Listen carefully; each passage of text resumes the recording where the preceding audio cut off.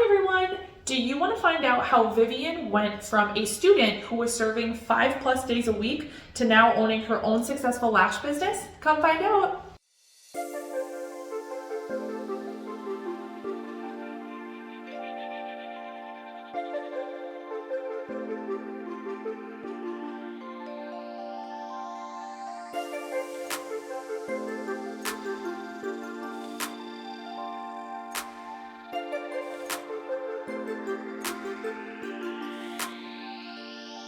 Got it. Hi everybody! Happy Monday! I am here with the beautiful Vivian. We're super excited to have her here. Thanks. We are going to chat with Vivian today. Her story is really awesome in that she started as a server, working her way, trying to figure out what she wanted to do, to now she is running a full lash business in Texas. So she actually made the move from Minnesota to Texas, and is actively taking clients as a lash artist. Her business is called Prettiest in Mink. She is in Plano, Texas, which is, I think, close to Dallas, correct, Viv? Yeah, it's central to everything. It's a great spot to kind of grow your clientele and set root in growing your business. Yeah, amazing, amazing. Like I said, I have family in Texas. I love it there. It's a really fun spot to be. So welcome again. We're going to chat with Viv about her kind of journey through working with Lash to kind of where she is now, what she's doing, what she's offering. So starting off, Viv, how did you hear about the Academy and what classes did you take when you came through school? Hi, Manisha. Hi. First of all, thank you so much for just thinking of me and taking your valuable time to interview me. I know that you're always so busy, but you have always been such a light and just a point of motivation for me when I see you. And so you are truly just a superstar for Brow Lash. So thank you so Oh my much gosh, again. thank you, Viv. Oh, so Yeah. sweet. No, I mean it. Um, in my opinion, the Academy's marketing team is just so good at using SEO tools and creating marketing ads to attract new students. Um, you can find their courses and services offered at many platforms such as Google, Facebook, YouTube. And you guys do such a good job at offering resources and teaching solid marketing techniques to their students who join the private school. So it was hard to miss you guys because you guys were everywhere. And when you search up beauty schools in the Midwest, I mean, all you could see is just Brow Lash. So I went with you guys because I knew you guys were growing in the industry and slowly taking over. Yeah, and marketing is huge. Marketing is, I mean, for students, especially maybe even not starting in this industry, Yeah. you have to learn how to utilize social media and, correct ways of kind of getting your name out there. So I'm glad you feel like that was a Yeah. really successful tool for you through your journey, because we agree in that, we try to utilize every platform Mhm. as much as we can, because we know it gets our name out there, and students can help, or students can find us that way. That's amazing. I'm glad you found that helpful. Yeah. What class did you take when you were at the Academy? At the time, I was interested in registering for the 38-hour eyelash tech program. This was back in 2019. And there were options to choose from, but I felt like I chose eyelash extensions because I like a good challenge. I knew that it would come with precision and accuracy and hard work mentally and physically, but I could afford it at the time with my money and the trade-off of time. I didn't feel like I should have done something too much, such as like your esthetician program or your permanent makeup, but we'll get into that later on what I want to add next. Yeah, yes. So that 38-hour program kind of started your journey in lashes. And I think you found for sure that that's something you gravitated towards, and that your work is beautiful. I was just looking at Oh, your social media. It definitely worked out that you got to take that class. Your work is absolutely amazing. How do you feel your experience was through the Academy while you were here training? the first thing I would say is that it was a state of the art program. I mean, when you really walk in from the moment you start your training to the moment that you leave, I don't think that people know how important it is to research and choose the right program. Like there are so many new programs out there that maybe don't cover everything because it's not state regulated or because it's just not, like, I would say, appropriate. Like sometimes you know that they're not teaching you the right thing or that they may miss something, but you're still paying a lot of money for it. And for my experience, back in 2019, I was attending community college at the time and working as a bartender, like you said, and it was in my hometown, Woodbury. So I felt like I needed a little push. I was feeling limited in my environment, and I always knew I was capable of establishing myself in a lucrative business. And I wanted to start here with you guys, and I'm really happy I did.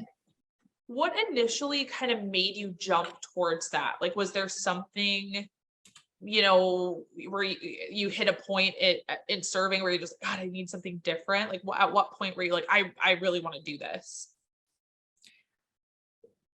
I always knew I was capable of doing something because I was always such a creative person, but I never knew what it would be like and where to start.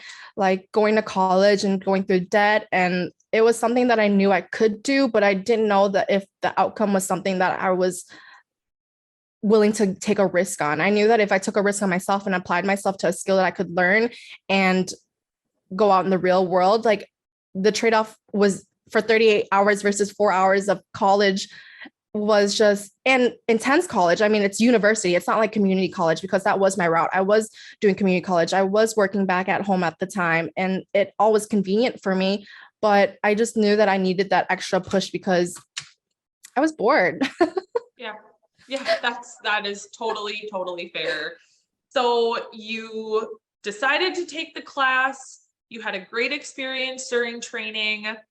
So tell us where you're at now. Like, tell us a little bit about yourself.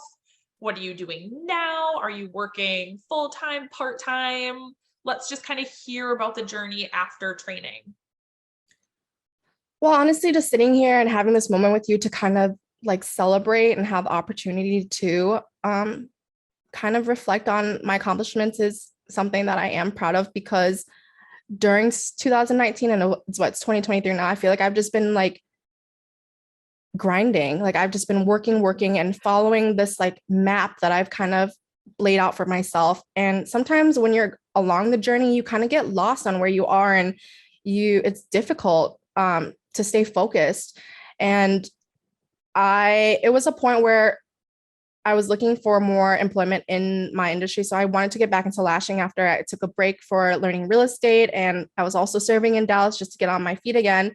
And it was to this point where I was like, okay, do I go work at a Medspa? Okay, do I go be an independent contractor? Okay, do I work hourly? Do I want to have my own space? And it was like, I asked myself hard and I was like, where do you see yourself in 5 years? And how seriously do you take your business? How much do you value yourself? Because I'm like, okay, if I rent from somebody, I'm still giving them money every month. They're all kind of the same. If it's hourly, if it's commission, if you're paying rent, it's just so minimal on the difference. So I'm like, okay, I might as well just throw myself out there and get to implement everything that I've learned, because even if you're lashing from home or you're just sharing a space, you kind of don't get the complete freedom and the application to grow and thrive in your business.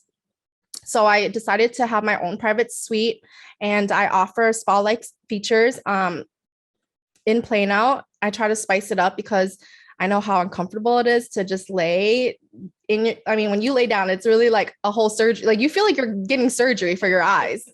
Yeah. So it's a lot of anxiety before the service. Yeah.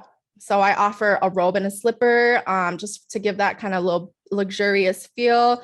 They go in, they sanitize their phones. So it's like phones aren't on them. You know, you're just really immersed into the experience that we create together. I offer refreshments, so just like sparkling teas or wines. And then what's been really popular is the heated back pads. So everybody kind of loves that. Oh my gosh, that's amazing. You gotta, I mean, especially with lashing, to have that little something that sets you apart from, going and laying in a room with 10 other people all getting lashes done.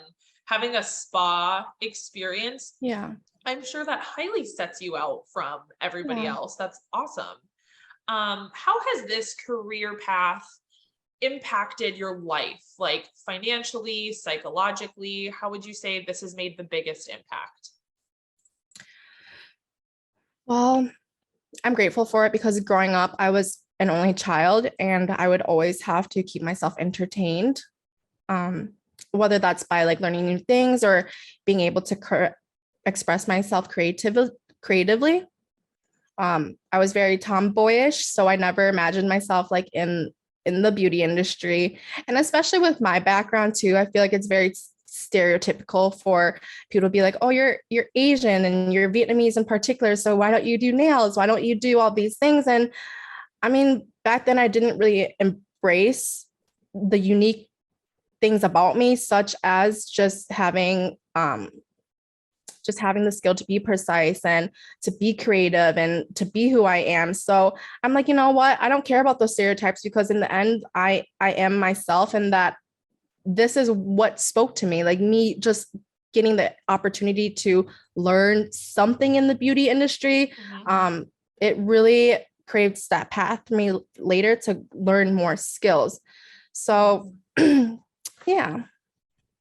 That's awesome. Yeah. So it's impacted you in that you didn't really know where to start in the beauty industry, but once you got there, now you're thriving in lashing and, maybe want to take more steps towards continuing education to offer more services in your business. I think that's amazing for anybody in this industry. Truly, that's all you can really ask for. And you say you want to be an entrepreneur, but it's like, where do you start when you are a creative individual like me? There are so many businesses and ideas that you could invest in. But I knew that if I put in the work and I would actually start somewhere, I will get paid off in the end. So it wasn't that much of a gamble for me, whereas if I was like in Hawaii and in a white coat lab, like I was like, I would be in a lab my whole life. I would be like a scientist, but it was just very by the books. You're given the set of data and then you're translating it, and I just felt like, I mean, I could Yeah. see myself there, but it was like, would I be happy? Is it really what I was meant to do? Yeah. Yep.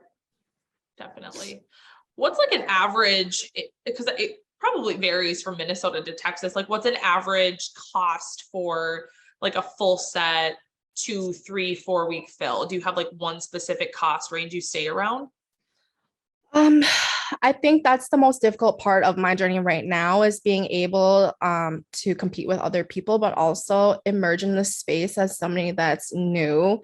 And I want to create a lot of buzz by being less competitive. And of course, Yep. I know I value myself more, but sometimes you just have to take it less personal and think of it from a business perspective. Like when you go to a good restaurant and you're always coming back to them because they're affordable, because they have good food, like they're going to be your number one choice. So it's like, I Yep. could have taken the skills that MN taught me and how they taught me how to value myself and taught me how to price myself. But it was harder for me to get one fish on the line and have that like expensive client. Rather, if I knew if I just threw the bait out in many fish, Mm-hmm. bit the line, I could choose which fish I wanted to take rather being like, I needed that one fish to survive. So I am a little bit more affordable than I would like to be at this point. But I mean, I'm so new in the industry where Yeah. my goal is just to get busy, get the word out there, be like, hey, I am a legit business. I am new. I am different. I want you here. And then later, once I get to know the ladies of Dallas and what their lifestyle is, I can be more choosy with my client. 100%. Yeah. I mean, that's part of being a good business owner as well, is knowing where to put yourself in the market, Yeah. is how to market and where to price things at. I mean, we've got to do that. You've got to look at where you are at and market share and where other people are pricing as well. So I think that's a great part of being a business owner, is figuring out what's going to work best for you. Um, what kind of tips do you have for anybody looking to join the industry, maybe even like take a class and wants to start their own business? What tips do you have to share with them? I said in my mind that you should go and listen to that voice that's in your head, pushing you to do whatever it is that aligns with your soul and your spirit. And what I mean by that is that every experience that we have and every connection that we have with individuals, it leads us one path closer to learning or being aware of where we are in this big scary world. And so listen to that voice because it'll haunt you if you don't. And a lot of people who are established in their life and they have families and they have kids, sometimes when you look back, they're like, I wish I would have just listened to that small voice, or I would have just try. So I mean, if this is something that you want to try, Brow Lash is a great spot to begin. It's one path closer to learning or being aware of where we are in this big scary world. And so listen to that voice because it'll haunt you if you don't. And a lot of people who are established in their life and they have families and they have kids, sometimes when you look back, they're like, I wish I would have just listened to that small voice, or I would have just try. So I mean, if this is something that you want to try, Brow Lash is a great spot to begin. And that's where I was. And it led me like hundreds of miles from my starting point down one highway. I mean, I just drove straight, but nonetheless, it got me out of my hometown. It got me out of that old mindset. I feel like I really have matured and grown a lot. So if that's something that you want to take yourself seriously in and you believe in yourself, I mean, it starts with that small seed inside of you and it just becomes a beautiful flower. So, I mean, I believe in you guys, and you wouldn't make a wrong choice starting here. Even if you left and you're not in like your own private room, I mean, it's a skill that you get to take with you for the rest of your life, wherever you go. Yes. So what she's saying is take the leap if you needed a sign that, it's time for you to take class. This is it. Right. Vivian just said it. She had to follow a path that she was nervous to take, but she made that conscious decision to change her life. And here she is now, a business owner in Texas and working up the ladder. And we congratulate you, Viv, on that accomplishment as well. It's truly inspiring to see, especially women, create businesses and thrive in this industry. It's really great. We 100% appreciate your time today. Thank you so much for chatting with us.